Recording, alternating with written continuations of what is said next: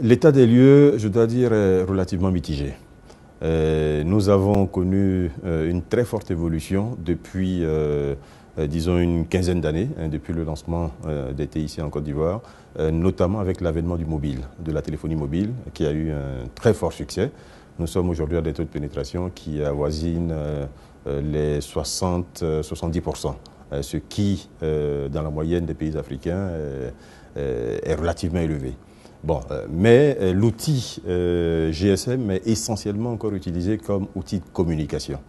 Et notre ambition, et je pense que c'est vraiment là qu'il faut mettre le doigt, notre ambition c'est de faire les TIC à partir de maintenant un outil qui contribue au développement.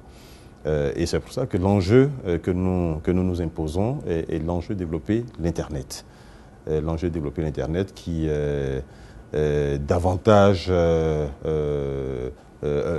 qui va au-delà de l'aspect purement communication, donc qui permet éventuellement de commercer, qui permet de faire de la formation, qui permet d'acheter, qui permet de vendre, etc. Donc qui peut impacter nos économies.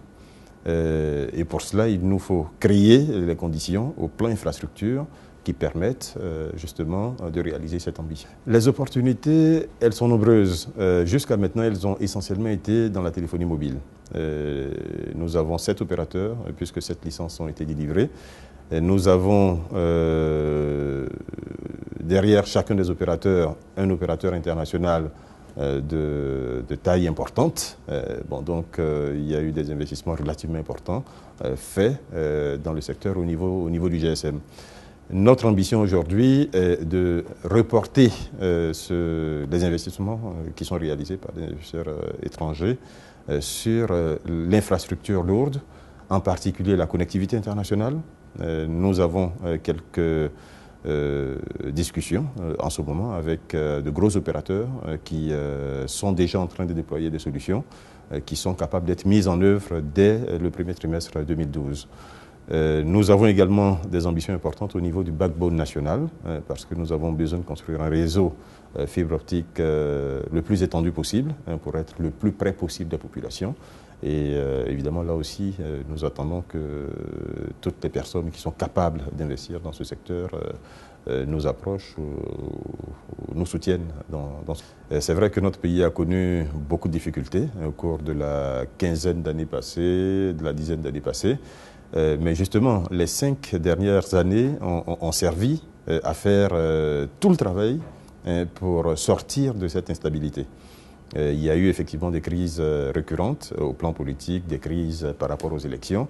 Et vous savez que la dernière élection, celle qui a eu lieu en 2010, a pris 5 ans pour être organisée, parce que les Ivoiriens eux-mêmes avaient décidé de mettre en œuvre toutes les mesures qui permettaient de sortir une élection crédible, une élection transparente, une élection qui pour une fois met tout le monde d'accord.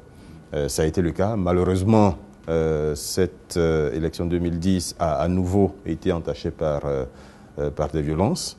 Aujourd'hui, ces violences sont passées. D'une part, les effets de ces violences sont passés. Et comme vous pouvez le voir, aujourd'hui, on a une Côte d'Ivoire qui est au travail, une Côte d'Ivoire qui est relancée. Les investisseurs ont repris confiance, nos partenaires au développement ont repris confiance, reviennent en Côte d'Ivoire. Non, je ne suis pas inquiet de ce point de vue. Je pense au contraire que les choses vont bien mieux qu'on ne le pensait il y a quelque temps. La Côte d'Ivoire a toujours été un pays extrêmement attractif. Il faut savoir que l'économie de ce pays a été essentiellement portée par l'investissement étranger, avant que nous n'entrions dans la crise de laquelle nous sommes en train de sortir aujourd'hui. Donc moi je dirais, c'est un moment totalement opportun pour investir en Côte d'Ivoire. Tout le monde ne se presse pas et c'est justement en ce moment-là qu'il vaut mieux commencer à tâter le terrain et à éventuellement chercher à lancer des investissements. En ce qui concerne le secteur des TIC, je le disais tout à l'heure, nous avons besoin d'investissements au niveau de la connectivité internationale. Donc là, nous avons heureusement déjà quelques investisseurs relativement avancés dans les projets qu'ils veulent réaliser.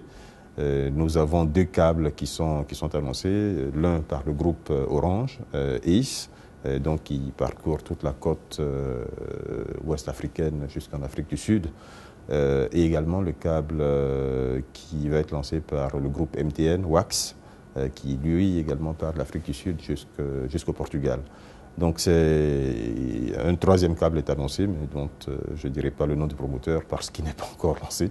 Mais là, il s'agit de projets qui pour nous sont des projets fortement structurants dans notre domaine. Et évidemment au niveau du backbone national, donc du réseau fibre optique national, nous pensons là aussi qu'il y a des opportunités. Et j'allais dire le troisième type d'opportunité, j'en profite pour en parler, c'est le lancement de montage d'équipements ou de production d'équipements dans ce qui s'appelle chez nous le VITIB qui est une zone franche dédiée au secteur des télécommunications, qui a été créée il y a quelques années et qui existe aujourd'hui à Grand Bassam, qui est une ville côtière en Côte d'Ivoire, une quarantaine de kilomètres d'Abidjan. Sur un site de plusieurs centaines d'hectares. Donc là, nous comptons accueillir des entreprises du secteur qui ont des projets dans le montage, dans la construction d'équipements dédiés aux télécommunications ou périphériques au métier des télécommunications.